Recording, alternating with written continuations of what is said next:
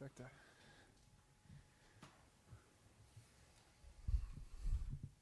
Let you fire away. During this process, what stood out about Jermaine? We saw your reaction after you get the pick in there. Yeah, we think he's a great receiver, and he's another guy. Both these guys we're about to talk about, we used every exposure we could to get to know him better. Top 60 at the combine, 30 visit here in our facility. Wanted to get a chance to talk to him face to face, learn more about him, and felt really comfortable with these guys, and specifically about Jermaine. The tape jumps out at you. We love the tape. We got to know the person, and we feel really good about the pick. There's a background with Jermaine and the incident that happened in Tennessee storming. What was the discussion like on that? Yeah. And how did that get talked out in the room? Yeah, it was straight. I mean, it was something that we talked about with him. Just to hear what he had to say about it. And again, we did our research on all these guys that we've talked to, and made sure we're aware of every incident that they've been a part of. And there's certainly maturity things that come with some of these guys coming out of these colleges, and that's one of the things he'll continue to grow with. What about the answers that he gave you during that whole process? Were you ready, made you comfortable? We felt good. I mean, we picked him today. We felt good about our interactions with these guys. McKinnley Jackson, what kind of stood out there, and why did you like him there at that spot? Yeah, he's a guy we've talked a lot about. He fits a good spot for us. 330-pound nose guard. There's not a lot of those in the draft. He's a guy that we had rated highly, and he was sitting right there for us in the third rounds. Was the right spot to take him, and so that was a guy we felt really good about getting in here. I think we were thinking you're going to probably get 2 tackles at some point this draft. You get him tonight. How big of a surprise is that, and how does it change it? How does it change it in these last 2 hours? How do you change it? Yeah, you want to answer or you want me to go? Yeah. Okay. I changed you. It changed me in the last 30 minutes, but it was great. No, seriously, you add a big nose that we needed. You added the athletic guy in Jenkins earlier, so we just really added some depth to that room, which we needed, and feel good about both players. They both have different skill sets, but they fit us very well. Is he a pure nose Jackson, or is he a guy that can move around? He's played a little bit of everything, but he is really a 2-down nose is kind of what he is. But he has played across the board, but his home is closer to the ball. Shade, nose, zero nose, those type things. Dan, how does Burton fit alongside your team? He'll fit great. I mean, he's explosive. And so that's really our job now, is to how do we mix and match those skill sets. But what he brings to the table with regard to the threat he's going to pose to the defense, how they're going to have to respect all 3 of those players and the explosiveness they bring, we'll figure that part out. But he'll take care of the hard part, which is separating from defenders and catching the football. Can you play inside? Sure, absolutely. I think really with both these picks, they've allowed a lot of flexibility in those rooms, receiver room, D-tackle room. Like, we've got a lot of guys that can play football, and even outside of the guys that we talk about as starters necessarily, like now we've got an opportunity to find roles for a lot of different people, and we feel like we've got a lot of talent in both those rooms, which is exciting. With the explosion of Burton, was it a lot of over-the-top stuff, or is he kind of a catch, break a tackle, and go, yak guy?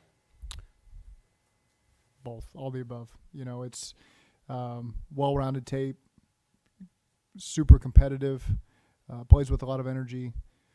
I didn't have any drops on his tape this year. Goes and fights for the ball, shows a lot of different things that he can do outside and inside, finishes plays in the end zone. Really like his competitiveness, his energy, and excited to get him in that receiver room with us. This is considered a pretty deep receiver class. How many receivers put out the film that he did if you were evaluating whether Put out the tape he did. the same level of tape? Yeah, I mean we've had a high level of for him since the start of this process. We go through a process, especially with these receivers, where we've got a lot of former quarterbacks and receiver guys that. So there's as many opinions on these guys as possible, I think, as any position we've got, and so we extensively watch these guys many times, and came away with a lot of I shouldn't say like, a lot of love for his game. But you got a guy that averaged 18 yards a catch, I think, in 4 years in the SEC. How rare is that to find a guy that can do that year after year in that league? Yeah, I mean he's a legitimate take the top off deep threat, but that to Zach's point, that's not all he does. I mean he's a threat over the middle of the field. He separates on abrupt breaking routes. He finishes on the football in difficult situations. He's a complete player.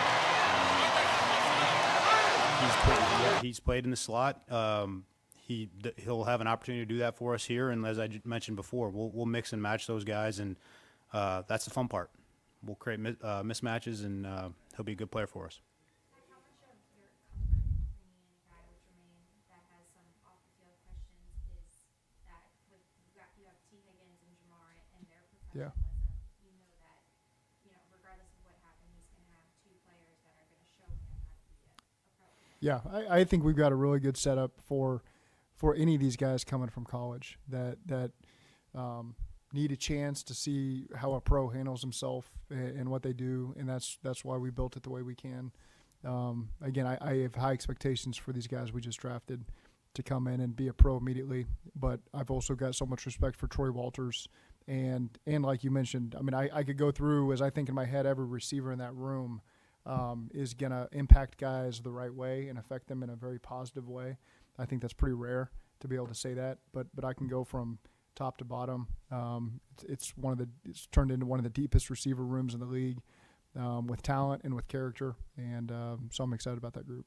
So I'm sure where Jackson was on your board probably was a big part of picking him, but when you look at just positions of need, why was another nose tackle, really a true nose tackle option, such an important spot, corner, defensive end, et cetera? Yeah, I'll start with that. I don't think you ever go wrong adding to your defensive line. As a head coach, as an offensive play caller, that faces these guys every week, and you have to prepare for them. Depth at defensive tackle, defensive end is critical. And if you don't have it, if all of a sudden you come up short, it doesn't matter what's going on behind it.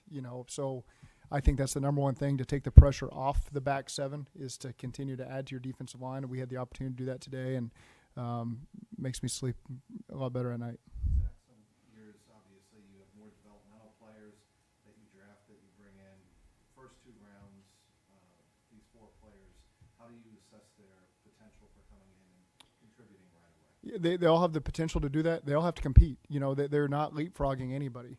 So again, I feel really good about the position groups we're adding them to, and the guys in those rooms are going to fight like crazy, and we've got guys who are starters in those rooms, and guys who we've drafted and developed that are still going to compete to beat these guys out. And so I think it's going to be tremendous competition for us, and that's the best way to build your team, is through competitiveness at the position.